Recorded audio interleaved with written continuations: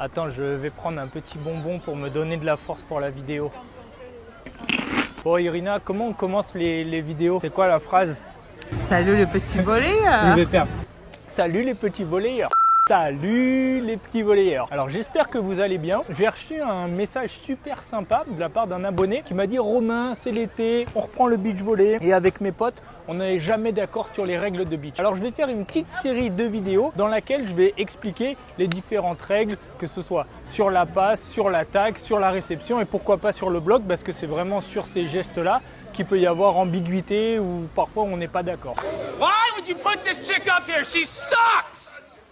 Donc, pour être bien certain de ne pas vous dire de bêtises, je me suis tapé tout le règlement de la FIVB de beach volley. C'est les règles 2021-2024, je crois. Je vous mets le lien dans la description du PDF. Comme ça, vous pouvez aller jeter un coup d'œil et vous faire vos propres avis. Là, je vais vous lire 2-3 extraits. Aujourd'hui, on va parler de la passe. Qu'est-ce qu'on a le droit de faire? Qu'est-ce qu'on n'a pas le droit de faire? C'est quoi cette histoire de ballon qui tourne? Est-ce qu'on a le droit de la coller? Est-ce que c'est dans l'axe des épaules? Venez avec moi, je vais tout vous expliquer.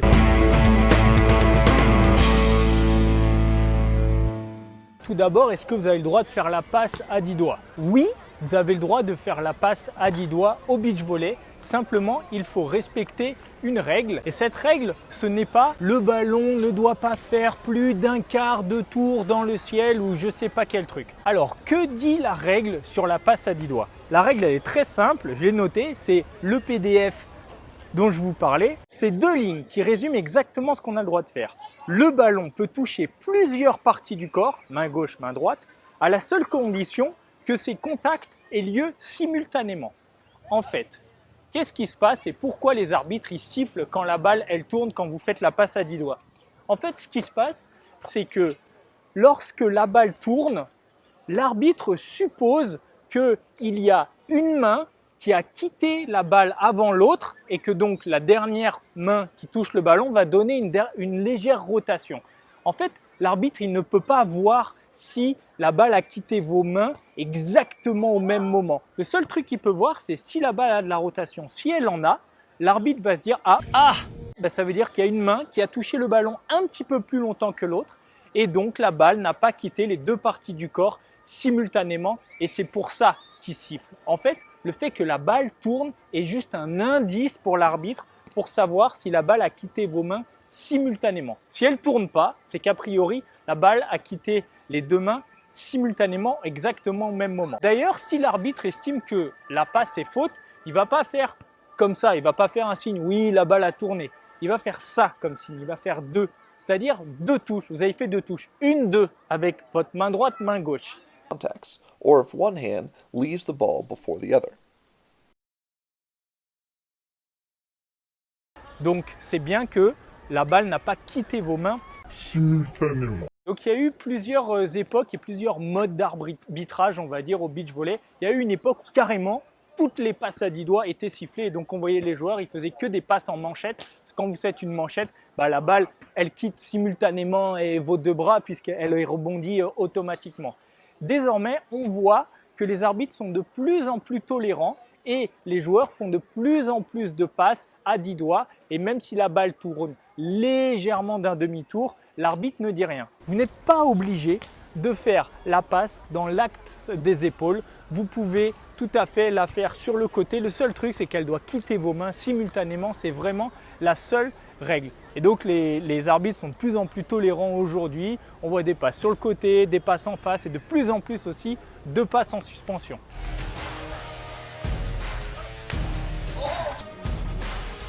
New for the Vikings, but it's not so new for Andy Mould to be jumping. Surely now.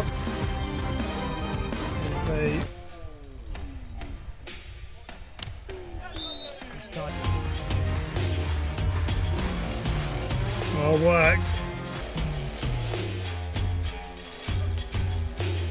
Simone's had no intention of hitting that, and then it was the easiest. Autre règle aussi, c'est par rapport au fait si vous collez la balle pendant votre passe ou pas. Alors là, c'est extrêmement à l'appréciation de l'arbitre. Si vous regardez les règles de beach, ils disent que la balle ne doit pas être tenue.